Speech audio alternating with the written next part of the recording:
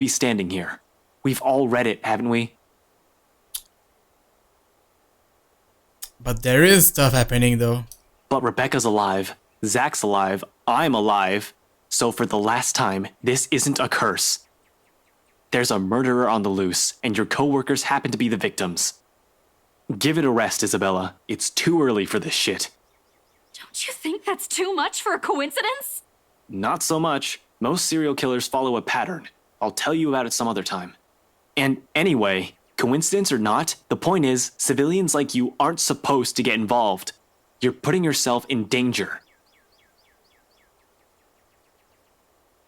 I wasn't chasing after. Will the both of you slow down and stop arguing for a minute? What's this about your coworkers, Belle? Becca, please don't tell me now you believe this shit. Sure, in a heartbeat, I'd agree with Ashton.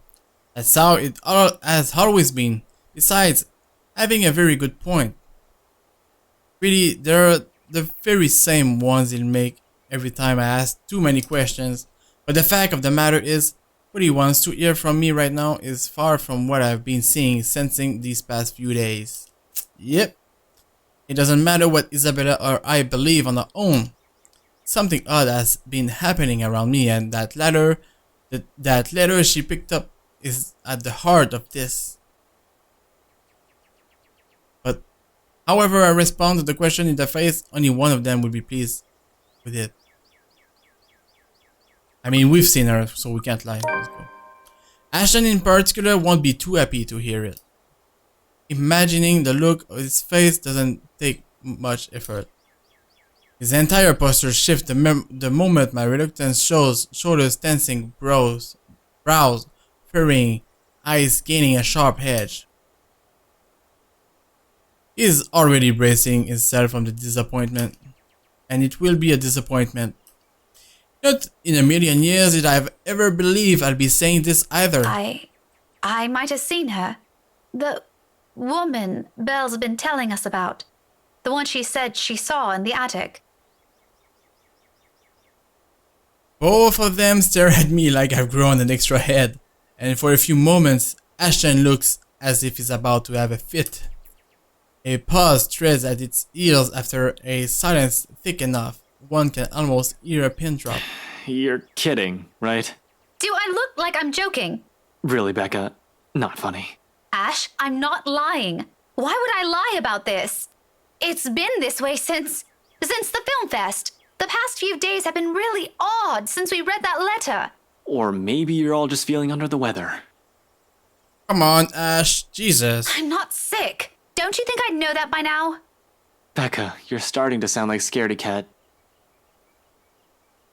I'm pretty sure Ashton actually knows what's up. Just doesn't want to admit it. Give me a break. Why don't you? I'm sorry. I'm so sorry, you two. Isabella's voice cut sharply through the conversation, abruptly putting an end to the brewing argument. It's all my fault. This is all my fault. I was only hoping I could fix this before any of you. I'm sorry for dragging you all into this. She breathes in, deep, steady, and in that moment, something falls behind her eyes as she looks away. I'll fix this. I promise. A quiet resolve. The same one I saw in her that night from 3 days ago.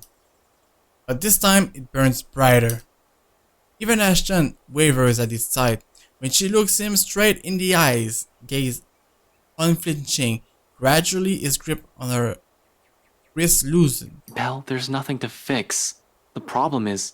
Just this once, Ash. Her voice, though small and lacking any force, stops him. Along with it, every sound, every noise dies around us. A hush descending as if the world is waiting for her words. You don't have to come with me. But if I don't do anything, I am going to regret it. She lays a hand atop his, gentle, pleading, almost intimate. If one does not consider the circumstances we found ourselves in. Please. Ashton will never tell a soul, will never admit it, even to himself, but It is in that short second that his own resolve break. That moment, the hard edge in his eyes softens, and he relinquishes his hold on her, letting his hand fall limply to his side. Wordlessly, Isabella steps back and runs off, leaving only a muttered thanks and a small, lackluster smile. Only after the last of her footsteps fade away does Ashton move, breaking the silence with one of his sharp exhales before reaching up to pinch the bridge of his nose in a gesture of frustration and surrender. Did you really have to tell her that?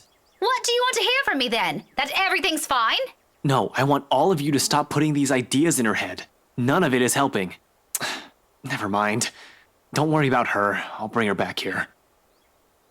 He's already poised to leave when my own instinct takes over. I reach for him, gripping his elbow with the same unyielding grip, the action prompted by voices whispering at the back of my mind.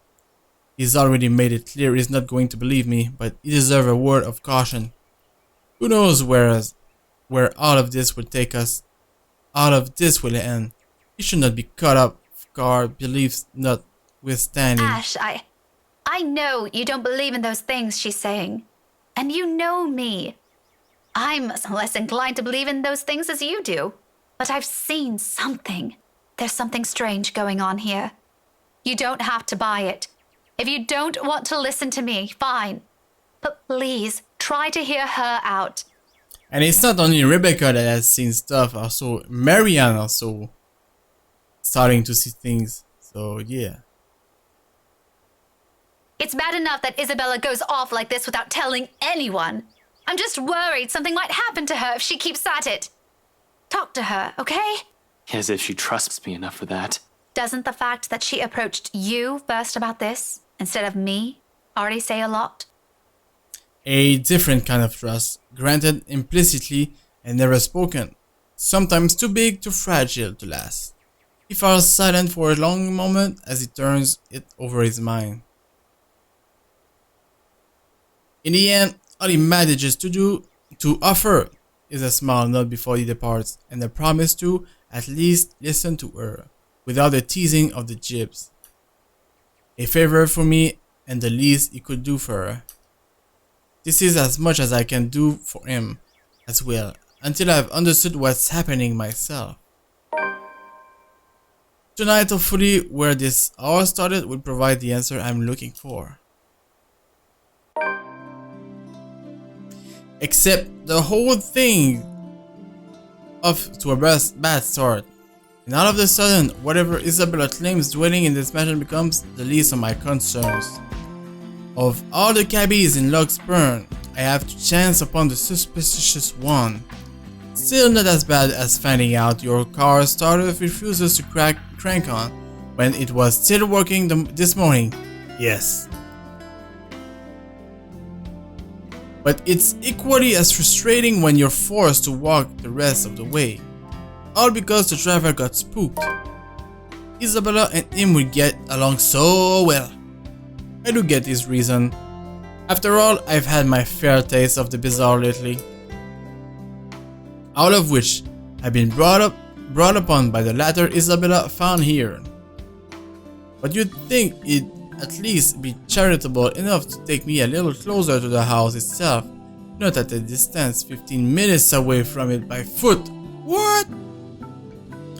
Good thing I'm not wearing anything too formal or constricting. Otherwise, that short walk would have likely put me in a bad mood long before I have to suffer in a room full of strangers tonight. Although this soon proves to be a problem the second the driveway comes into view and I near the entrance. Severely underdressed is a total understatement to describe how I look. Cars worth more than my own apartment and childhood home combined line the mansion's front yard. Men and women decked out in the best also flock near the entrance. Most are eager for the festivities to start, while some are simply idling about, enjoying the warm afternoon sun before it sets. But once the woman standing at the front porch speaks, their undivided attention immediately shifts to her. Presumably Miss Wright, from the confident manner she holds herself among her present companion. And she has her own necklace, not the new necklace. This despite keeping a far simpler appearance than the rest of her own guests or not having her husband beside her. A trait worthy of utmost admiration at best. At worst, she is the envy of every woman, the subject of every gossip in Luxembourg. Welcome everyone. And Mom said we could have been good friends. I can't even picture myself mingling with the kind of guest she has. Though I admit she does seem familiar now that I've seen her this close. Memories of sitting in a vanity knot mine, being dressed in clothes too fancy for my taste.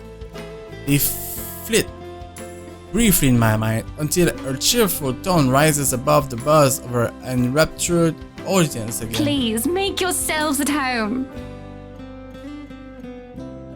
I wish I can share her enthusiasm really, but being surrounded by all this extravagance, for the lack of a better term, merely makes me dread how the rest of the night might go. I should not have let Luke's words affect me like that. I should have just gone ahead and asked Ashton like I planned. If he were here, then I won't have to. Be careful with Shirley, alright? Oh, easier. Oh, it's Ashton. The rest of that thought dies in my mind at once. A moment of astonishment overcomes me. Before confusion sets in seconds later, it takes another for my body to catch up. Once it does, when I finally turn to see it for myself, it's this familiar mop of hair that catches my eyes first. And there he is, almost an arm's reach if it isn't for the guest standing between us. Ashton Frey, standing in the Emerald's mansion driveway, with an air too lackadaisical for someone who absolutely abhors party of any form. Or has he any business here, as far as I know? The picture it forms is too bizarre for me. My mouth speaks out ahead of any coherent thought. Ashton? He swivels on his heels with an equally puzzled face. An odd expression flashes momentarily across it once he sees me, though he blinks it away before I can figure out what it is exactly. Becca, what are you doing here? I was invited. Really? I had no idea you were friends with the host. Well, it's my parents, actually. But that's beside the point. What are you doing here? You hate. I still do. I'm just here on behalf of a friend. That in itself is weird coming from him. It doesn't help that he is not even making an effort to spare a glance my way when he answers. Instead, they're focused at some point in the crowd, his gaze darting between people walking past us until a small frown forms in his face. That's rare. Do you have someone with you then? Nope, just me. I won't be staying long. Well, if that's the case, maybe you and I can. Chief? Ashton, what's. Unexpectedly, he places a hand on my shoulder, stopping me mid-sentence. He still has a distracted look on him, except this time his eyes are sharper, as if he has found what or who he's been searching for among the throng of partygoers earlier. Sorry, Becca. I need to... There's something I need to check for a bit. I'll talk to you later. Do you have a ride home? No, I had to take a cab here. My car wouldn't start this afternoon. But what about. I told you to get that old thing checked before, didn't I? You can head back with me after this. Ah, cool. Anyway, I gotta go. See ya. Be careful, okay? I meet the smile he hastily throws my way with a frown of my own. Never mind, I thought something was moving in the picture anyway. What does he mean? What does he mean by that?